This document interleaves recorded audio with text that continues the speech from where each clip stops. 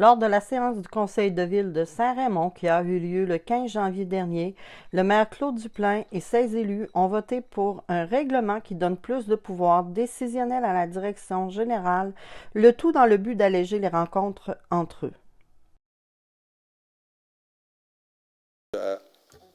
1.8.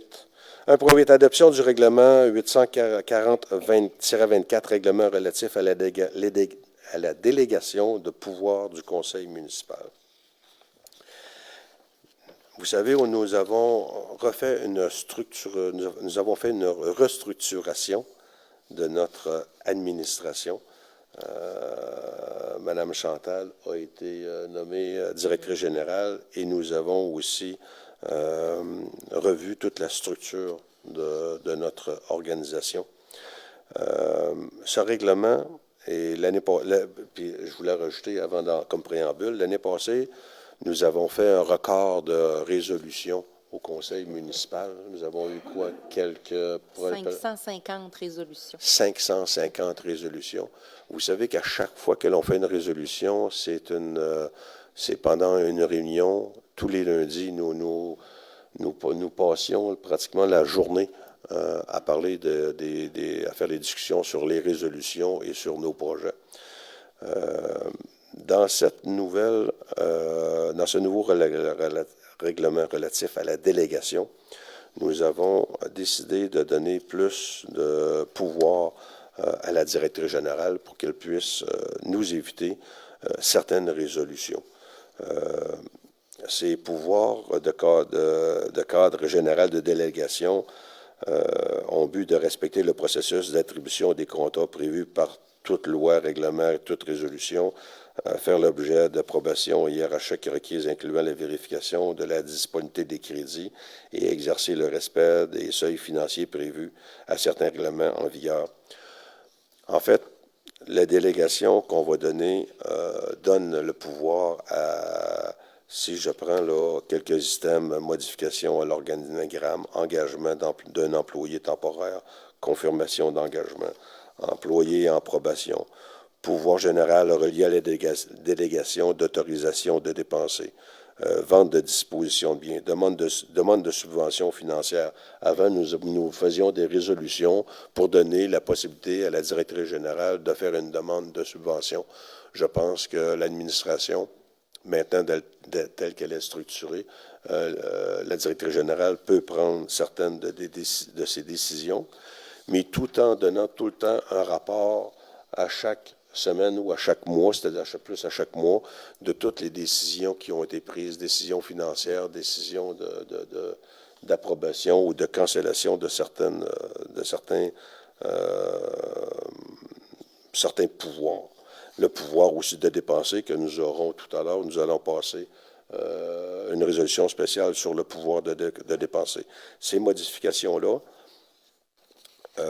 donc, une très importante que j'aime apporter, c'est que ce que nous n'avions pas avant, c'est que maintenant, la directrice générale nous arrive à chaque réunion avec un sommaire décisionnel. Donc, chaque décision qui est prise, que la directrice générale va prendre ou que la ville va prendre, il y aura obligatoirement un sommaire décisionnel dans lequel nous avons le contexte, la demande.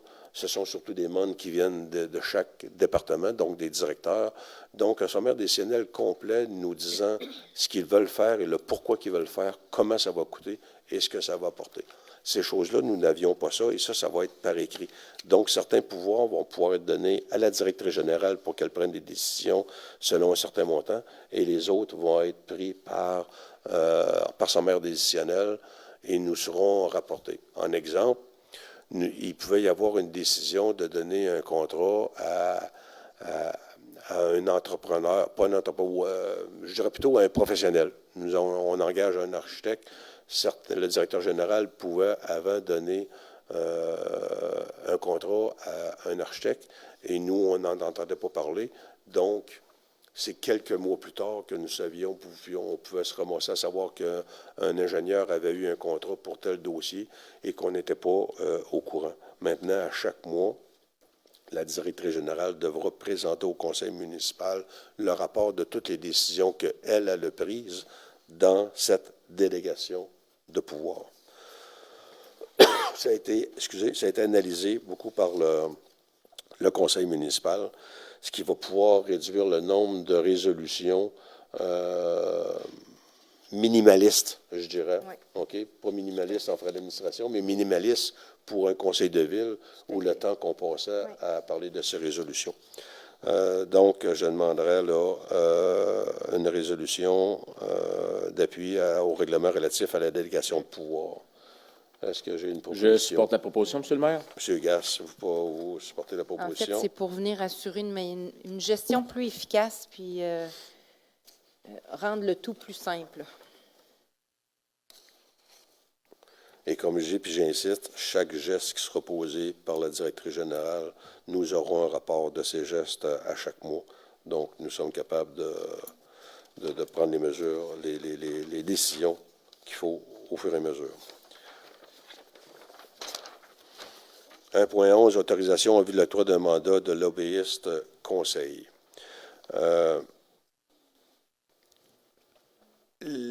En fait, le mot lobbyiste est un bien grand mot. On prend toujours quand on a des besoins de services professionnels, on prend des architectes ou des ingénieurs. Maintenant, nous avons de très gros projets. Quand on parle de l'achat du barrage de la chute, des projets pour mettre en œuvre la restauration du barrage, les projets et vous savez qu'à ce barrage-là peut se rattacher un barrage électrique d'une puissance de 5 mégawatts.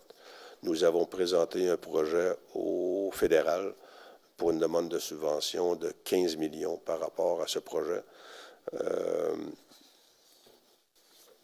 Quand on fait affaire avec le fédéral, pour y avoir été, on n'a pas besoin de lobbyistes pour faire l'ouvrage pour nous. On est capable de la faire et j'ai l'expérience pour la faire. Les gouvernements changent, le personnel dans les bureaux de ministres change souvent.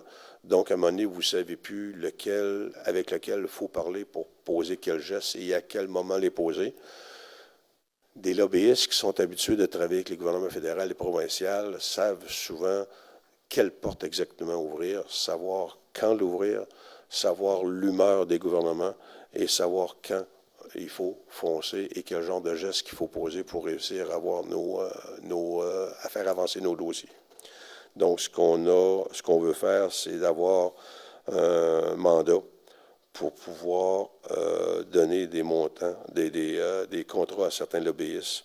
Et comme je vous dis, c'est plus dans le but de nous accompagner et non de le faire le job pour nous autres. Donc, c'est pour ça qu'on veut, que le conseil autorise un mandat soit octroyé à un lobbyiste conseil et pour une somme maximale de 15 000 plus taxes applicables dans ce mandat.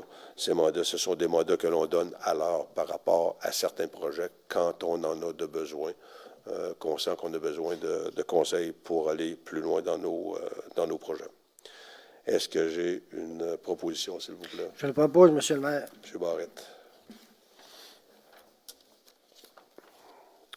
1.12, l'adoption finale. L'adoption du règlement RMU 2021, règlement modifiant le chapitre 3, dispositions de la relative aux animaux du règlement uniformisé, numéro RMU 2021, relatif à la sécurité et la qualité de vie. Et il est proposé que le règlement modifiant le chapitre 3, la disposition relative aux animaux uniformisés, là je répète, RMU 2021, relatif à la sécurité et à la qualité de vie soit adopté. C'est notre règlement sur les chiens et les chats. C'est la section là, concernant les animaux, en fait. Là, pour, vous savez qu'on a,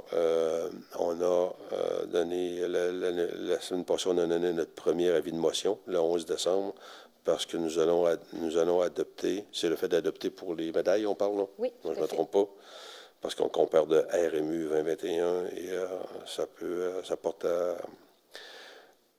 La Ville de Saint-Raymond va obliger les propriétaires de chiens et chats à avoir des médailles qui vont être payables à chaque année. C'est un nouveau règlement. Nous avons des gens qui s'occupent des chiens et des chats ce que la SPCA fait dans d'autres villes. Nous avons nos gens, nous avons un excellent service, mais c'est un service qui devient de plus en plus compliqué, qui devient de plus en plus ardu par rapport à ce que nous devons engager du monde, parce que de plus en plus de chats, nous avons un gros problème avec les chats qui n'étaient pas médaillés, plus que les chiens. Donc, nous avons décidé, maintenant qu'à la ville de Saint-Raymond, les chats et les chiens seraient médaillés pour qu'on puisse avoir un contrôle plus exhaustif de qui est propriétaire de chiens. Donc, à ce moment-là, ça sera aussi plus facile par rapport aux chats qui sont trouvés des chats errants, de savoir qui est le propriétaire pour pouvoir retourner le chat à son propriétaire. Donc, c'est l'adoption finale du règlement. Est-ce que j'ai une proposition? J'en fais la proposition, M. le maire. J'en profite peut-être pour inviter les propriétaires de chiens et de chats à suivre là, les prochaines publications de la Ville, puisqu'il y aura là, de l'information là, sur la façon de procéder à l'enregistrement de vos animaux via là, un logiciel qu'on va mettre en place. Là, donc, ça va se faire en ligne et le paiement là, par carte de crédit aussi. Merci. 1.13, avis de motion de dépôt d'un projet de règlement RMU 2021 modifiant l'annexe 5.1 au chapitre 5, dispositions relatives au stationnement du règlement uniformisé, numéro RMU 2021 relatif à la sécurité et la qualité de vie. Oui, c'est l'avis de motion, c'est un projet de règlement. En fait, c'est pour venir interdire le stationnement sur l'avenue Gauvin. Pour ceux-là qui veulent bien situer l'avenue Gauvin, là, c'est une petite ruelle entre la rue Saint-Cyril et la rue Saint-Joseph. Donc, honnêtement, c'est une ruelle qui est utilisée là, probablement seulement par les propriétaires. L'ancienne boulangerie, effectivement. Donc, on a vécu certaines problématiques cet été là, parce qu'il y avait des voitures qui étaient stationnées là, le long de cette ruelle. Donc, pour venir faciliter le tout, en fait, là, le mieux, c'est de venir interdire le stationnement des deux côtés de l'avenue Gauvin. Donc, c'est un projet de règlement qui est déposé aujourd'hui. Est-ce que j'ai une proposition, s'il vous plaît? M. Barrette. Merci. 1.14, autorisation en vue de la signature de la Convention d'aide financière dans le cadre du volet aménagement résilient du programme de résilience d'adaptation face aux inondations PRAFI. Donc, c'est l'aide financière là, qui nous a été confirmée par le ministère. On avait déjà adopté une résolution là, en octobre dernier. Malheureusement, la résolution, on l'avait adoptée trop rapidement. Donc, le ministère nous oblige à refaire une résolution puisqu'on doit la faire seulement une fois que nous avons reçu la confirmation officielle. Donc, la résolution, c'est pour autoriser la signature de la convention d'aide et pour abroger la résolution qui avait été adoptée le 16 octobre 2023. Donc, c'est seulement que la même résolution, c'est seulement qu'une question de date qu'il faut changer. Est-ce que dans la délégation de pouvoir, justement, ce genre de résolution-là, vous auriez pu prendre... de mémoire, il me semble ça en que fait oui. partie, c'est ça. Oui. Aujourd'hui, on jase de cette résolution-là, qui est seulement qu'une question de date. Est-ce que j'ai une proposition, s'il vous plaît? J'en fais la proposition, M. le maire. Vous avez parlé tantôt d'habitation, de permis de construction, en fait. Vous avez parlé de 1100 permis, 1100 et quelques permis de construction. Mais d'habitude, vous disiez le nombre de maisons neuves qui étaient de permis de construction. Sur les 1100, vous en avez combien? Cette année, c'est 47 résidences neuves, mais résidentielles. Parce qu'il y a aussi d'autres, là, industrielles ou commerciales, mais c'est 47 au niveau résidentiel pour cette année. Légère baisse comparativement aux dernières années. OK, merci. Il y a résidentiel unifamilial 39, résidentiel bifamilial 1, résidentiel multifamilial 3, pour un total de 43. 40. J'étais à 47, mais c'est 43. OK. Mais il y a quand même la villégiature, c'est quand même des résidences. Il y en a 21. On a 8 commerciales, 3 industrielles, puis 1 institutionnelle. À peu près 80. Pardon? À peu près 80. 88. 88, bon. OK, merci. Je voulais revenir sur les... On reste, et vous voyez encore, c'est encore constant. Dans les, Ouais. dans les bonnes années, c'est environ 100. Ouais. Et on est encore à 88 d'une année post-pandémique qui était plus... et avec des taux élevés de taux d'intérêt. La construction est quand même très bonne. Lors du conseil de janvier 2024, M. Denis Caillé, qui est un propriétaire terrien et aussi un citoyen de la ville, a tenu à souligner que lors de l'inondation du 18 décembre 2023, oui, il y avait la rivière Sainte-Anne qui était problématique, mais on ne doit pas oublier aussi un secteur de la ville qui est relié à la rivière Bras-du-Nord. Merci. Je voulais revenir aussi sur l'inondation qu'on a eue le 18 décembre. Oui. Malheureusement, il y a un secteur de la ville qui a été quand même passablement inondé. Puis on parle du village Sainte-Marie, là, qui est Vachon, Monseigneur Vachon, Saint-Émilien, Saint-Jacques et tout ça. En fait, tous les côtés nord de la rivière Sainte-Anne. Et ça, ce problème-là, puis je le vis parce que j'ai pas mal de terre encore à Saint-Raymond, cette partie-là vient probablement de la rivière Bras-du-Nord. Je pense que vous le savez aussi. Mais dans les études qui ont été réalisées au cours des dernières années, est-ce qu'il y a eu des études qui ont été réalisées sur la rivière Bras-du-Nord? On en a parlé. On s'attendait à cette question d'un citoyen, disant qu'on s'occupe beaucoup de la rivière Sainte-Anne. Peut-être qu'à un moment donné, il va falloir s'occuper aussi du Bras-du-Nord. Il y a eu certaines études, je dis bien certaines études par rapport au Bras-du-Nord. Des études qui ne sont pas complètes. Ça nous a amené certaines interrogations. Et justement, on a eu contact avec le MTQ, un premier contact avec certaines personnes à qui on a parlé. Mais on va aller plus haut parce que je pense que on veut pas seulement parler, parce que là, on parle toujours au MSP et à l'environnement quand on travaille sur la Sainte-Anne. Maintenant, je pense qu'il faut inclure le MTQ. Le MTQ a déjà eu un projet sur la route qui 367 qui monte à Saint-Léonard, qui justement ce qu'on appelle souvent la route vers la fromagerie. Il y a un problème dans ce coin-là, et là de plus en plus concret. Je pense que c'est en 2004, la grosse inondation où votre terrain s'est ramassé plein de souches, plein de bois. Il n'y a pas rien que 2004. Je vais te dire que ça fait... je vais vous renouveler un petit peu la mémoire. Mon grand-père est mort le 10 décembre 1952. J'avais 4 ans et demi à l'époque. Puis je m'en rappelle très bien. En pleine inondation. Fait il a fallu qu'on mette le cercueil sur un trailer pour l'amener à l'église pour les funérailles. Et il a passé l'hiver dans la charnière après ça parce qu'il ne pouvait pas l'enterrer. Puis c'était la même chose au niveau des gens qui ont décédé dans cette période-là. Donc, les inondations, c'est pas d'aujourd'hui à Saint-Raymond.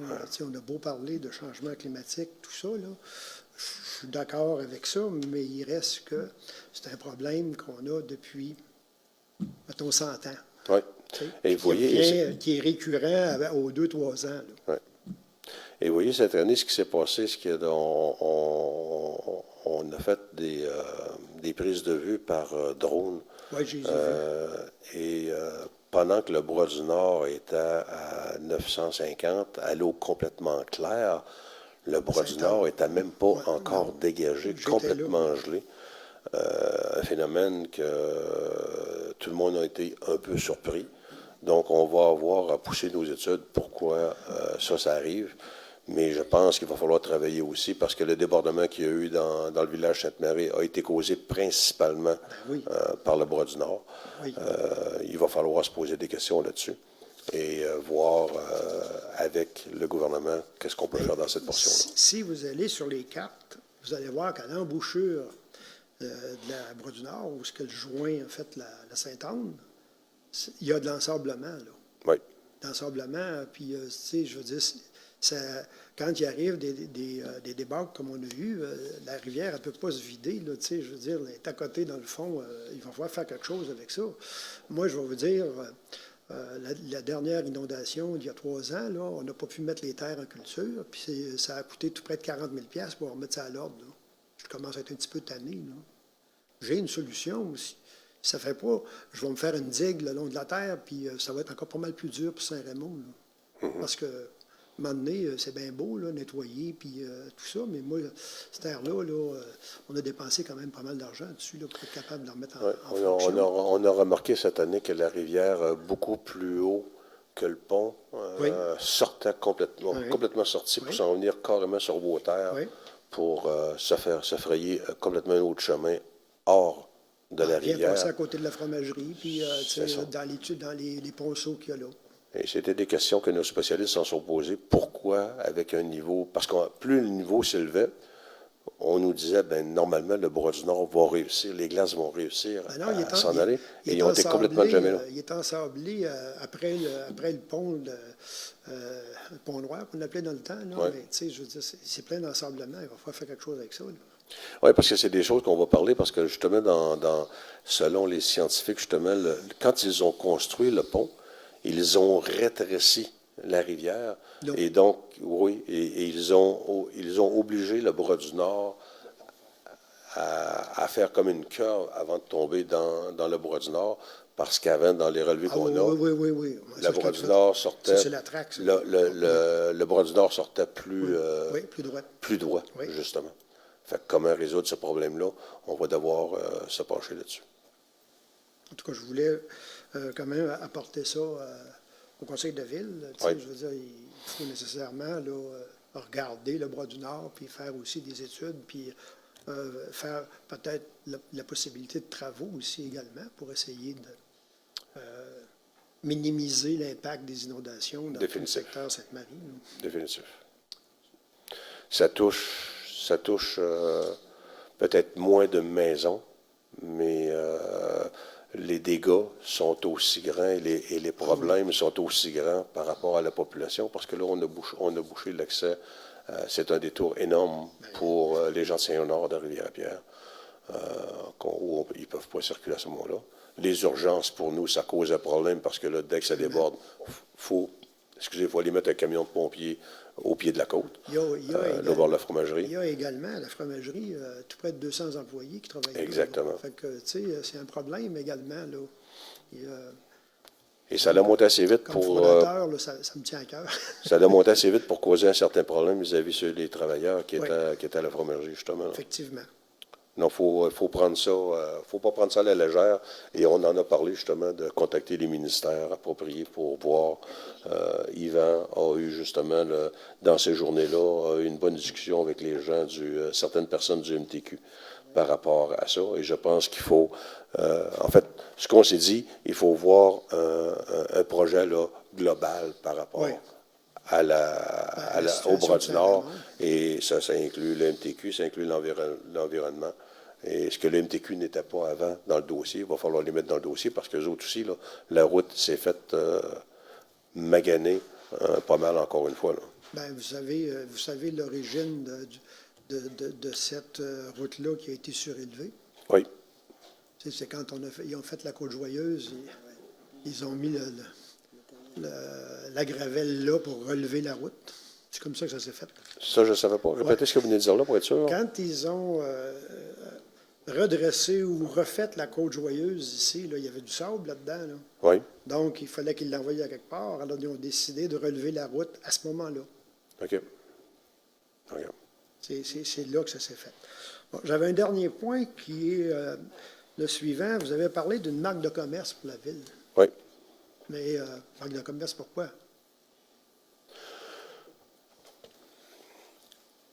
Pourquoi? Pour se donner on connaît tous notre logo qui est la force de la nature, la force de l'information avec le balbuzard. Et c'est là depuis plus qu'une décennie. Et on pense qu'avec notre nouveau plan que l'on projette pour les 10 prochaines années, la nouvelle image que l'on veut donner à Saint-Raymond, un nouveau plan de communication, une nouvelle image, va nécessairement aussi entraîner une nouvelle dynamique pour Saint-Raymond. Vous avez dit tantôt que beaucoup de gens viennent à Saint-Raymond pour différentes raisons, entre autres pour la nature, pour le sport. Moi, je pense que la marque de commerce de Saint-Raymond, la force de la nature, là, c'est une belle marque de commerce, puis elle mériterait d'être exploitée davantage. Et puis, il y a déjà quand même beaucoup de choses qui ont été axées par rapport à la force de la nature. Il y a des gens qui viennent demeurer à Saint-Raymond pour ça. Je trouverais ça de valeur que vous mettiez ça de côté, peut-être pour avoir d'autres choses. Quand ça fait des années que c'est à l'honneur de Saint-Raymond. Il n'est pas dit qu'on va le mettre de côté, mais ce qu'on veut, c'est de voir si on peut aujourd'hui, avec les nouvelles méthodes de communication et avec les nouvelles idées, qu'on peut renforcer cette idée de la force de la nature. C'est sûrement pas pour le diminuer. Ça, soyez sûr de ça. Oh. Par courriel, en fait, ce n'est pas une question, plus un commentaire là, de M. François Villeneuve concernant les médailles pour chiens et chats. Certaines villes au Québec ne chargent aucun frais lorsque les animaux sont pucés, enregistrés. Peut-être juste pour ajouter, tout à l'heure, quand on a parlé là, des frais d'enregistrement pour les médailles pour les chiens et les chats, il y aura un tarif différent pour les chiens et les chats qui seront stérilisés, en fait. Donc, de mémoire, 35 $ pour les chiens qui ne sont pas stérilisés et 25 $ pour les chiens stérilisés. Et la même chose pour les chats, là, mais le tarif un peu moindre. Mais c'est sûr qu'il va y avoir des frais, parce que ce n'est pas, je pense que l'utilisateur payeur, si vous avez un chien ou un chat, les frais que ça demande à la Ville de Québec, je pense que c'est aux utilisateurs payeurs de payer ça et non à tous les citoyens. Nous sommes rendus à la sécurité publique. Monsieur Benoît Voyer, est-ce que vous avez des commentaires? Pas des commentaires, des... Oui, le rapport d'intervention du service des incendies pour le mois de décembre. Alors, c'est le dernier de l'année. Je vais vous faire un résumé à la fin de tout ça. Alors, pour le mois de décembre, nous avons eu 2 alarmes d'incendie non fondées, dont on a été sur la Côte-Joyeuse. Au centre d'achat, on avait eu un détecteur de fumée qui a fait défaut suite au feu qu'on a eu un petit peu précédemment. Aussi, sur la rue Claude, on a eu une alarme d'incendie non fondée. Il y a un avertissement de ce côté-là. Ensuite, on a une alarme d'incendie chez Saputo. C'est un détecteur, c'est la vapeur qui a fait décoller le système d'alarme chez Saputo. Ensuite, alarme monoxyde de carbone, c'est dans la rue Sisson. C'est quand on était pas loin quand on a eu les inondations. Alors, c'est un poêle, des odeurs de poêle à bois. Ensuite, on a eu assistance entraide Sûreté du Québec. On a fallu aller chercher des personnes dans la rue Saint-Émilien. Ensuite, déversement d'huile dans le rang de la montagne, c'est la gratte, la gratte qui gratte les chemins. C'est un os hydraulique qui s'est coupé, alors ça a répandu l'huile. Alors on a été ramasser l'huile au lac Plamondon. Ensuite, trois feux un feu, on pourrait dire c'est 3 chalets au lac Sergent qui ont pris feu, mais c'est sur un alarme. Alors, c'est 3 chalets qui ont pris feu côte à côte. Ensuite, feu de résidence, on a eu, dans la Rivière-Verte, on a eu un feu de résidence. À Cérédion, dans les entrepôts en arrière, on a eu, il a fallu se déplacer là. Il y a des personnes qui avaient mis le feu. Et dans la rue Saint-Pierre également. Dans les 2 bâtiments, en avant et en arrière, au Cérédion. Ensuite, on a eu 2 odeurs suspectes dans la rue Monseigneur-Vachon.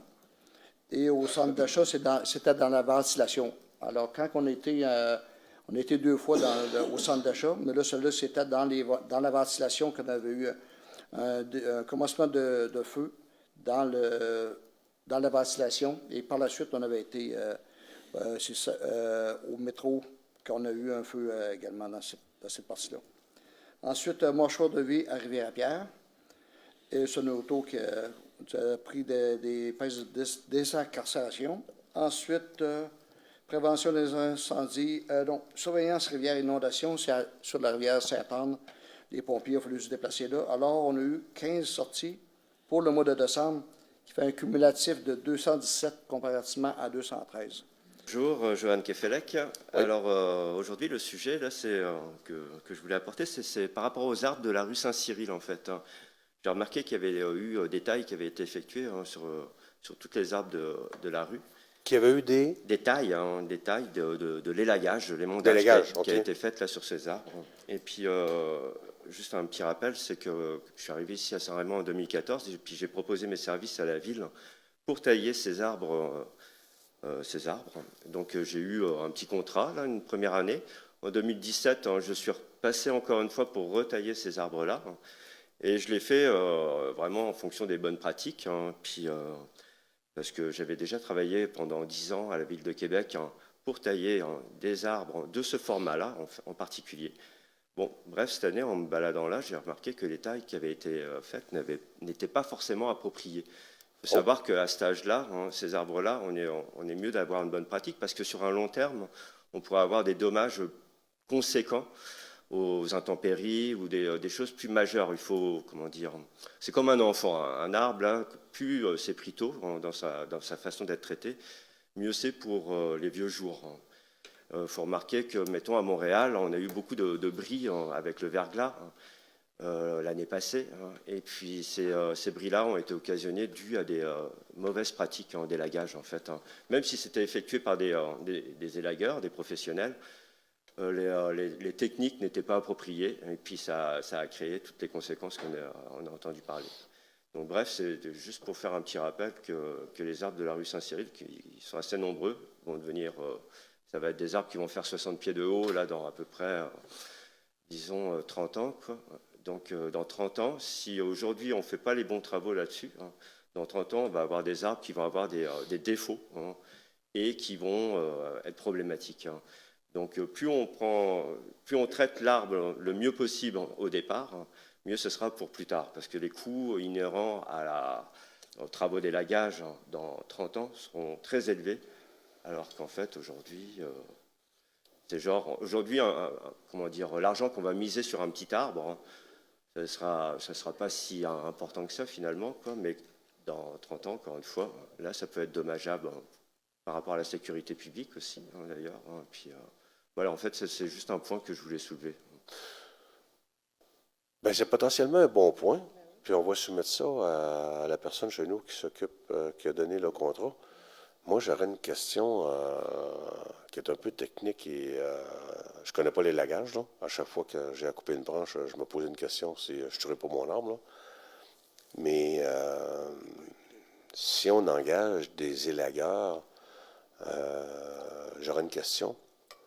Comment on fait pour savoir si c'est un professionnel, un bon élagueur? Parce qu'habituellement, je suis sûr que celui qui donne les contrats ne fait pas faire ça par n'importe qui.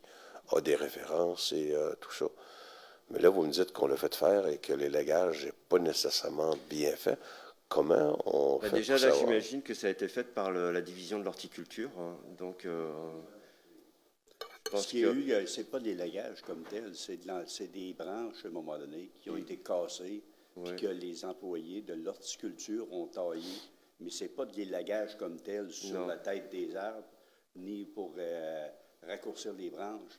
C'est des dégâts qu'il y avait eu l'hiver passé. Puis il y a des branches qu'à un moment donné, ils ont cassées, puis ils ont été vandalisées. C'est ces branches-là que les gens ont coupées. J'avais constaté, en effet, là, ces branches-là qui avaient été brisées dans le passé. C'est ça. Mais je remarque qu'il reste encore des branches qui ont été coupées de façon assez étrange. Et puis, en effet, c'était plus pour dégager la voie. Je pense que c'était pas des élagages, drastiques. Mais c'est juste pour exprimer l'idée que ces arbres-là, il faut qu'on les suive assez régulièrement, d'une bonne manière, et que ça se fait par des arboriculteurs. Bon, là, comme vous demandez, là, il y a des fois, il y a des compagnies qui ont des accréditations, mais elles sont rares ici dans la région de Québec. Là, mettons, il y a la SIAC, qui est la Société internationale d'arboriculture du Québec. Ça, c'est comme un label que les compagnies vont aller chercher pour avoir plus de crédit. Mais personnellement, la compagnie pour laquelle je travaille, on n'est pas affilié à cette association-là, mais ça ça reste qu'il y a des très bonnes compagnies qui ne sont pas forcément affiliées à ce type d'association. Donc, ça veut dire que même, comme Fernand dit, ce n'est pas nécessairement de l'élagage, ça en reste un certain élagage parce qu'on a plutôt coupé des branches qui étaient brisées ou... donc, ça vaut la peine, là aussi, de faire affaire avec un professionnel pour faire ça tout de comme il même, faut. parce que je remarque là qu'il y a, mettons, quelques branches qui ont été coupées un petit peu bizarrement, disons, là, selon moi. Puis Okay. Ces branches-là, c'est certain qu'il va falloir repasser l'année prochaine parce qu'elles vont pousser comme un orgueil. OK. Et puis, c'est ça. Hein. Donc, c'était mon point. Je pense que la directrice générale, demain matin, va avoir une conversation avec celui qui s'en occupe pour être sûr que l'ouvrage soit bien fait. Merci beaucoup de votre commentaire. Merci. Bonne soirée.